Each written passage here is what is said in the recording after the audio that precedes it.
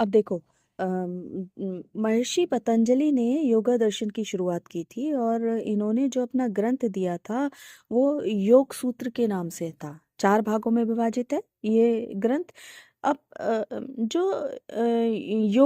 योग दर्शन है वो यानी इस बात के लिए ढूंढना चाहता है जगत क्या है, इसकी इसकी इसकी रचना कैसे हुई, इसका आरंभ कैसा हुआ है, कैसे हुआ, जीव क्या है ना।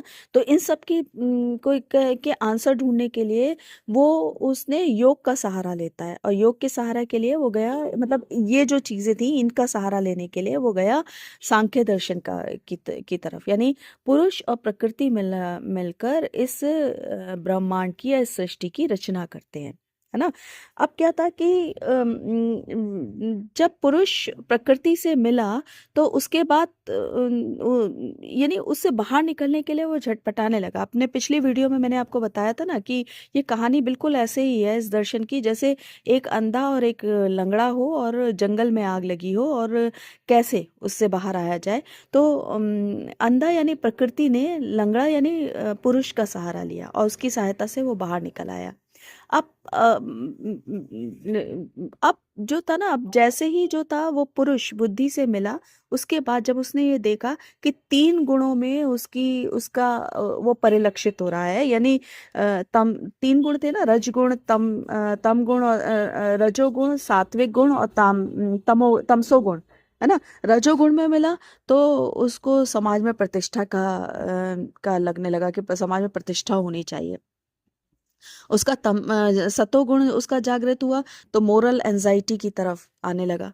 और अगर तमसो गुण अगर उसका परिलक्षित हुआ तो सेक्स एंजाइटी उसमें दिखाई देने लगी। तो वो इन सब के चक्करों में से निकलने की कोशिश करने लगा। इन चक्करों से निकलने के लिए यानी योग दर्शन ने ये कहा कि इस इन चीजों से आप निकल सकते हो जब आप चित्त की वृत्ति का शुद्धिकरण कर लोगे। अब चित्त की वृत्ति क्या है? चित्त की वृत्ति है, चित्त कहते हैं मन, बुद्धि और अहंकार। और इसकी वृत्ति का मतलब इसमें जो ये तरंगे उठती हैं, है ना, ये जो सारी चीजें, ये जो गुण उठते हैं, तो इनका अगर शुद्धिकरण कर दिया जाए तो हम मोक्ष की प्राप्ति कर सकते हैं। बस यही योग सूत्र में दिया है, जो इसको उन्होंने 4 भागों में बांटा है। समाधि पद, साधना पद, विभूति पद और कैवल्य पद। समाधि पद है जिसमें कि योग के तरीके व प्रकृति बताई गई है। अब जो दूसरा है साधना पद, जिसमें कि दुखों से छुटकारा पाने की बात की गई है ना। ये सब चित्त वृत्त और चित्त की वृत्ति के लिए है सारी चीजें। फिर उसके बाद विभूति पद, जिसमें कि हम जो सुपर नॉर्मल पावर है उसको किस तरीके से करें, यानी अपने सारे चित्त की वृत्तियों का शुद्धिकरण का ये सेकंड स्टेप, ये लास्ट सेकंड स्टेप है कि किस तरीके से हम आदर्शवाद की तरफ किस तरीके से हम सुपर नॉर्मल पावर को लें। फिर कैवल्य पद लास्ट है जिसमें कि मोक्ष की प्राप्ति का बताया गया है। इसी में ही हम अष्टांग योग की बात करते हैं। अब अष्टांग योग क्या है? अष्टांग योग है यम, नियम, आसन, प्राणायाम, प्रत्याहार, धारणा, ध्यान और समाधि। अब ये जो अष्टांग योग की बात हम कर रहे हैं, इसमें सबसे पहला जो योग है वो है यम। यम मतलब मन, शरीर, वाणी पर कंट्रोल करना, है ना। अब मन, शरीर, वाणी पर हम कंट्रोल कैसे करेंगे, उसके लिए 5 तरीके बताए गए हैं। अहिंसा, सत्य, अस्तेय, ब्रह्मचर्य और परिग्रह। अहिंसा मतलब किसी से लड़ाई झगड़ा ज्यादा ना करना। सत्य मतलब हर हाल में जो कुछ जैसे जिस तरीके से घटित हुआ है वैसे ही उसको बोलना, है ना, वैसे ही उसका वर्णन करना है, वैसे ही उसको देखना। आहिस्ते आहिस्ते मतलब चोरी ना करना, ब्रह्मचर्य का पालन करना। और अपरिग्रह मतलब विलासिता की जो वस्तुएं हैं उनसे दूर रहना। दूसरा है नियम। कुछ अच्छे आचरण के लिए नियम बताए गए हैं, जिसमें है शौच यानी अपने आप क्लीन करना, संतोष करना, तप करना यानी सहन शक्ति अपनी बढ़ाना, है ना। स्वाध्याय, ईश्वर के से संबंधित विषय ग्रंथों, ईश्वर के से संबंधित पठन पाठ्य। फिर उसके बाद ईश्वर को याद करना। और परिधानम, है ना, परिधाना मतलब ईश्वर को याद करना। फिर तीसरा बताया है आसन। विभिन्न प्रकार की योग से संबंधी मुद्राएं, वो सब आसन कहलाएंगी। प्राणायाम, प्राणायाम मतलब 3 स्टेप में प्राणायाम होता है। एक तो आप जो इनहेल करते हो सांस को, वो हमारा पुरक, फिर कुंभक और फिर रिकाका। पुरक कहते हैं जो हम इनहेल करते हैं, सांस को अंदर लेते हैं। कुंभक कहते हैं सांस को रोकना। और रिकाका कहते हैं सांस को बाहर निकालना। और इसके भी तरीके बताए गए हैं कि जितना ही टाइम हम सांस को लेने में और सांस को छोड़ने में लगाएं, उससे आधा टाइम हम उसको सांस को अंदर रोके रखें, है ना।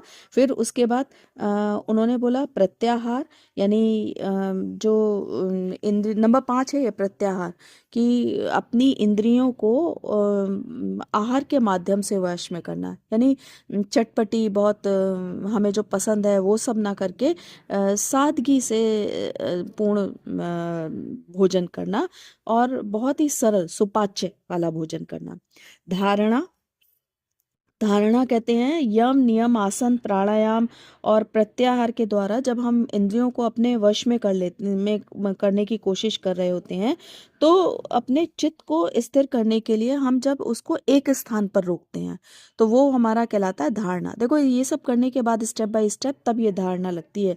और धारणा के बाद आता है ध्यान। जब ये करते हुए ये सब हम क्रियाएं कर लेते हैं, तो किसी एक कार्य में जब हम इस प्रकार इतना लिप्त हो जाते हैं कि हमें कोई समय मौसम या कोई भी किसी भी तरीके की परिस्थिति है, या कोई शारीरिक ज़रूरत है, उसके लिए हमें अगर उठना है, तो वो हमें उसका ध्यान ही ना रहे, तो वो कहते हैं ध्यान। और जो लास्ट स्टेज आती है वो कहलाती है समाधि। यानी ध्यान की ये उच्च अवस्था है जिसमें कि हमें अपने अस्तित्व का ज्ञान ही नहीं रहता, वो हमारी समाधि कहलाती है।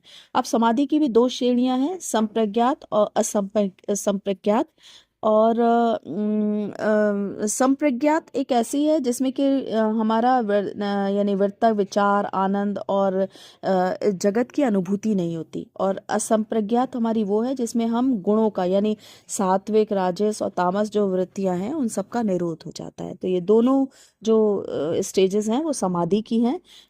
इस प्रकार समाधि के बाद व्यक्ति, बिल्कुल एक उदाहरण के द्वारा इसको योग शास्त्र में बताया गया है कि बिल्कुल ऐसा हो जाता है जैसे अंगीठी में अगर कोयला डालो तो वो धीरे धीरे धीरे सुलगता रहता है। और समाधि की अवस्था वो तब प्राप्त करता है जब वो जलने लगता है, यानी उसके अंदर आग के वो सारे, यानी ईश्वरीय वो सारे गुण आ जाते हैं मनुष्य में। जैसे जिस प्रकार कोयले में उस आग के सारे गुण आ जाते हैं और वो एक तरह से आग ही बन जाता है कोयला। ऐसे ही जब इस तरीके की क्रियाएं होती हैं, तो समाधि के बाद वो बिल्कुल, यानी जो आत्मा है वो बिल्कुल परमात्मा जैसी परमात्मा के स्वरूप की हो जाती है। तो इस तरह से जो योग दर्शन है वो ईश्वर के अस्तित्व को मानता है। योग शास्त्र है, योग दर्शन है, वो हमें ये और बताता है कि जीवन में 5 तरीके के कलेश होते हैं। ये भी करना बहुत जरूरी है क्योंकि 5 कलेश कभी आ सकता है। ये 5 कलेश होते हैं जो हमें पतित करते हैं, जिनसे निपटने की वजह से जिनसे निपटने के लिए ही हम जिनसे निपटने के लिए हम अष्टांग योग करते हैं, है ना। पंच यानी अनुशासन में रहने के लिए हम अष्टांग योग करते हैं। तो 5 कलेश हैं। तो 5 कलेश में पहला है राग। राग मतलब यानी अटैचमेंट, यानी जिससे हमें अटैचमेंट हो जाता है, तो हम उसकी गलत बात भी हमें सही लगती है ना। वो अगर कहीं किसी मोड़ पे आपको लग रहा है कि वो इंसान गलत है, लेकिन तब भी आप उसे सही ठहराओगे, उसकी हर चीज में प्रशंसा करोगे, जो आपको पतित करता है। एक तो राग।